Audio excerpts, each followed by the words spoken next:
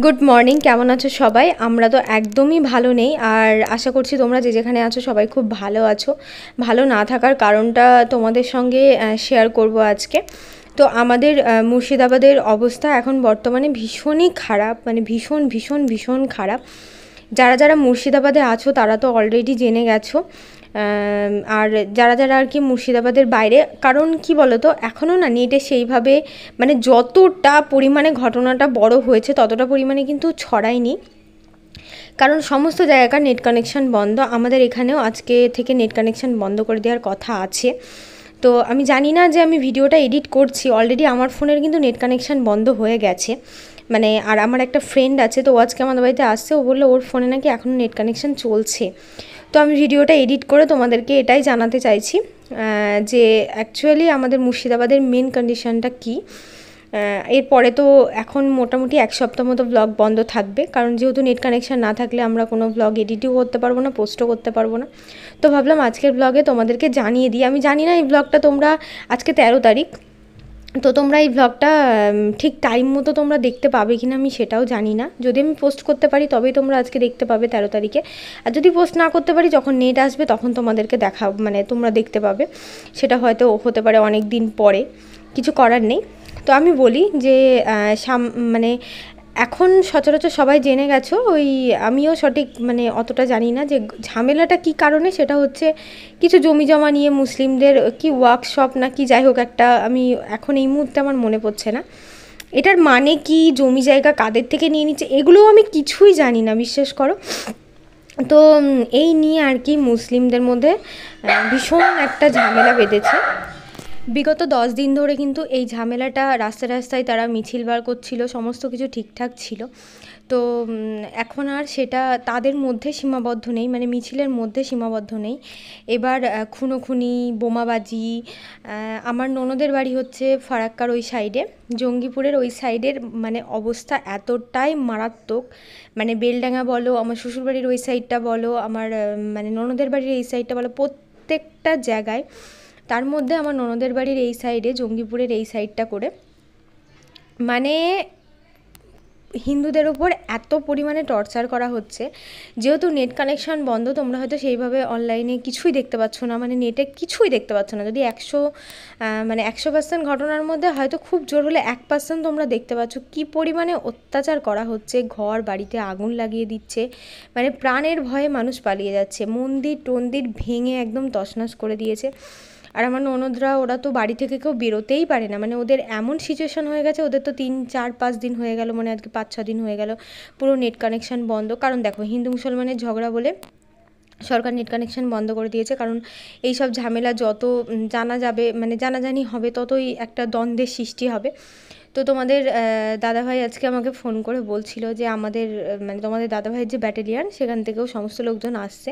যেহেতু সামনেই তোমাদের দাদাভাই ছুটিতে আসবে, তো ওই জন্য তো ও আসছে না, কিন্তু ওদের ব্যাটালিয়ানের মোটামুটি 4টে কোম্পানি সম্ভবত মুর্শিদাবাদে দেয়া হচ্ছে। আমার মনে হয় যে মানে এখন এই সময়ে দাঁড়িয়ে যে আমরা সত্যি আমরা ভারতে বাস করছি না বাংলাদেশে বাস করছি, এটা বলতেও আমাদের নিজেকে লজ্জাবোধ হচ্ছে।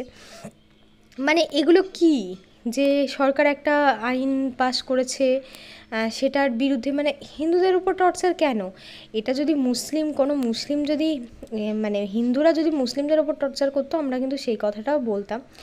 কিছু কিছু দোকান ভাঙচুর করে এমনভাবে জিনিসপত্র নিয়ে যাচ্ছে, আমি জানি না যে আর 2-1 দিনের মধ্যে আমাদের এইখানকার পরিস্থিতি কেমন হবে। আমাদের এখানেও প্রচুর মিছিল টিছিল এটা ওটা বেরিয়েছে, কিন্তু এখানকার পরিস্থিতি যে আদৌ আমরা ঘর থেকে আর বেরোতে পারবো কি না, এরকম কোনো সিচুয়েশান আছে কি না আমার মনে হচ্ছে না। সরকার যদি এখনই ব্যবস্থা না নেয় তাহলে সব কিছুই হাতের নাগালের বাইরে চলে যাবে।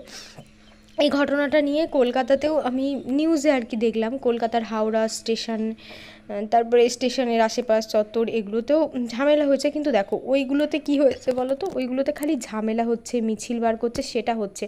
কিন্তু আমাদের মুর্শিদাবাদে হিন্দুদের উপরে এত টর্চার করা হচ্ছে, তাদের বাড়িতে গিয়ে ঘরে আগুন লাগিয়ে দেওয়া হচ্ছে, টাকা পয়সা গয়নাগাটি জোর করে ছিনতাই করে চুরি করে নেওয়া হচ্ছে। তো এরকম করে চলতে থাকলে আজকে তো মানে আমার মানে নন্দাই আর কি ফোন করেছিল কালকে, তো যে বৌদি কতটুকুনি খবরে দেখছেন জানি না, কিন্তু যা দেখছেন তার থেকে এখানে মানে অত্যাধিক ভয়ঙ্কর একটা অবস্থা। মানুষ রাস্তাতে মানে বেরোতে পর্যন্ত ভয় পাচ্ছে। কি বলবো, মানে সত্যি ভাবছি যে আমরা মানে বাংলাদেশে মনে হয় বাস করছি।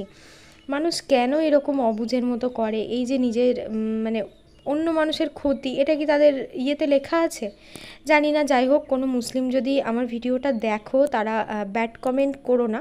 দেখো আমি মানে কথাটা অ্যাকচুয়ালি মুসলিম জাতিটাকে নিয়ে এখন হচ্ছে বলে হয়তো মুসলিম কথাটা উল্লেখ করলাম।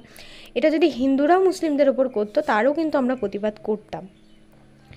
তো এগুলো কি হচ্ছে ভাই? মানে আমি সত্যি ভেবে পাই না। আমার কিছু বান্ধবীরা আছে মুসলিম, তো তারাও ফোন করে বলছে যে এগুলো কি হচ্ছে বলতো। মানে মনে হচ্ছে যে আমরা ওয়েস্ট বেঙ্গলে আছি বলে, যে আমরা ভারতে আছি বলে এটা মনে হচ্ছে।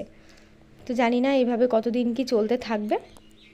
যাই হোক, আজকে কচুর শাক রান্না করছি।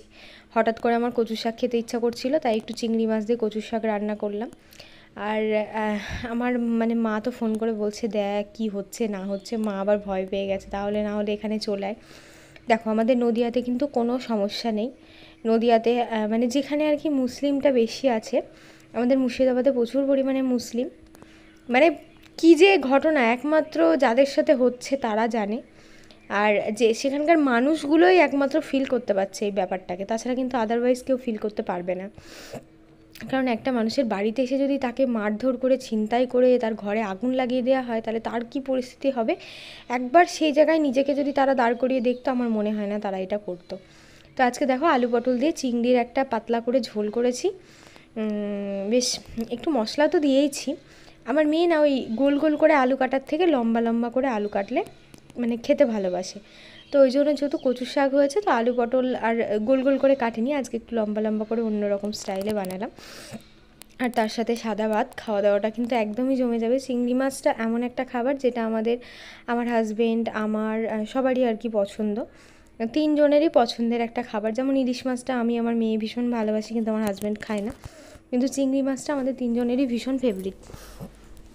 তো এবার আমার হাজব্যান্ডের যেটা বক্তব্য, মানে আমার হাজব্যান্ড বলে না, প্রত্যেকটা মানে আমি সত্যি কথা বলতে আমি অ্যাকচুয়ালি পার্টি সম্বন্ধে কিছু বুঝি না। আমি তৃণমূল, বিজেপি কি কে কী পার্টি করে, কিংবা কোন পার্টি ভালো কোন পার্টি খারাপ, এত কিছু আমি বুঝি না। আমি শুধু চাই শান্ত শিষ্ট একটা পরিবেশ, প্রত্যেকটা মানুষের নিরাপত্তা, সে হিন্দু হোক কিংবা মুসলিম হোক। তো এরকম বলা হচ্ছে যে হিন্দুর মেয়েরা যদি আমার আর কি আমি নিজের রিলেটিভের কাছ থেকে, ওখান থেকে যেগুলো শুনলাম আর কি, যে হিন্দুরা যদি মানে শাঁখা সিঁদুর পরে বেরোচ্ছে, তাদের উপর রাস্তাঘাটে মেয়েদের উপর টর্চার করা হচ্ছে। এমনকি যাদের একদমই উপায় নেই, তাদেরকে বোরখা পরে বেরোতে হচ্ছে। হ্যাঁ, তো কেন বোরখা পরে বেরোলে তাদের মেয়েরা সেফটি, তাদের জন্য সেফটি আছে আর হিন্দুদের জন্য সেফটি নেই? এখানে হিন্দুরা কি করলো? আমি তো সেটাই বুঝতে পারছি না। তো এই হচ্ছে ব্যাপার। খুব তাড়াতাড়ি আশা করছি প্রশাসন ব্যাপারটাকে ঠিকঠাক করে নেবে। আমি আজকে এই ডিশ রান্নাতে খুব খুশি হয়েছি, কারণ আমার ফেভারিট রান্না হয়েছে কচুর শাক আর হচ্ছে চিংড়ি মাছের একটা পাতলা করে ঝোল। তোমরা এরকম পদ্ধতিতে বাড়িতে ট্রাই করে দেখবে, খুব সুন্দর লাগে খেতে। তোমরা তো জিভে একদম লেগে থাকবে। ওই ডিপ ফ্রিজের মধ্যে রেখেছিস, একদম শক্ত বড়, দেখ গোটা ঘরে পড়ছে, চ্যাট চ্যাট চ্যাট চ্যাট করবে।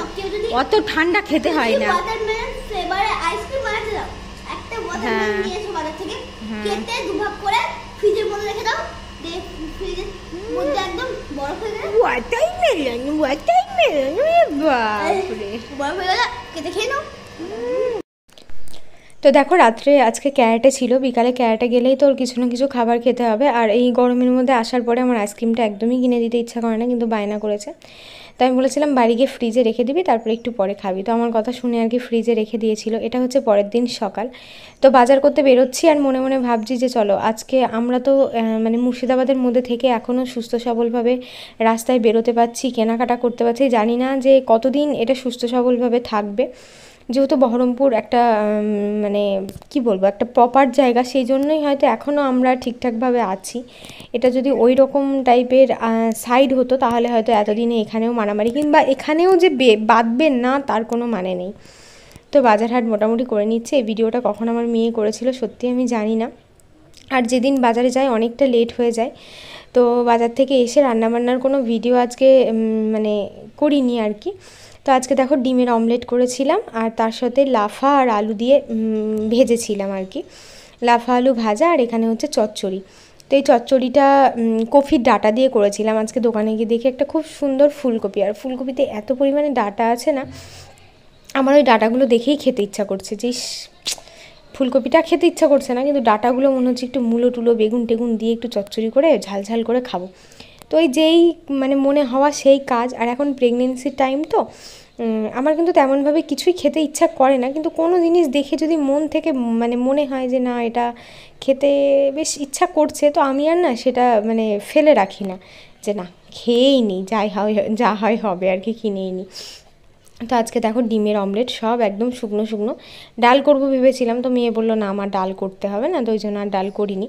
লাফাতে আলুতে ভেজেছি, আর মূলো মানে কফির ডাঁটাগুলো মানে খেতে যে কি সুন্দর লাগছিল তোমাদেরকে কি বলবো। শীতকালের ডাঁটাগুলো যেমন হয়, আমি একদম কচি কচি ডাঁটাগুলো নিয়েছিলাম, তার সাথে মূলো টুলো বেগুন টেগুন আলু দিয়ে সমস্ত কিছু দিয়ে সর্ষে লঙ্কা বাটা দিয়ে একদম ঝাল ঝাল করে চচ্চড়ি করেছি। মানে আমার মেয়ে তো এগুলো একদমই অতটা পছন্দ করে না, তাও কিন্তু ও খেয়ে নিয়েছিল।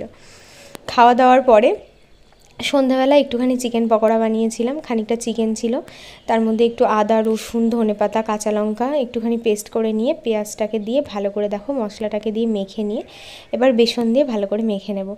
চিকেন পকোড়া তো ভীষণ প্রিয়, কিন্তু সত্যি কথা বলতে এখন যেহেতু অ্যাসিডিটির ভীষণই সমস্যা, ওই জন্য খেতে ভয় পায়। তো মেয়ে বায়না করেছিল যে এর আগের দিন চিকেনটা এনেছিলাম, সেখান থেকে আমি 3-4 পিস মতো চিকেন সরিয়ে রেখে দিয়েছিলাম ফ্রিজে, যে এটা দিয়ে একটু পকোড়া বানিয়ে দেবো, যেহেতু মেয়ে বায়না করেছে। কারণ ওই দোকানে গিয়ে তো আর অল্প করে 200 গ্রাম চিকেন তো কেনা যায় না পকোড়া করার জন্য। তো যেদিন যেদিন চিকেন আনা হয়, যদি পকোড়া খাওয়ার জন্য বায়না করে, তাহলে এরকমভাবেই সরিয়ে রাখি।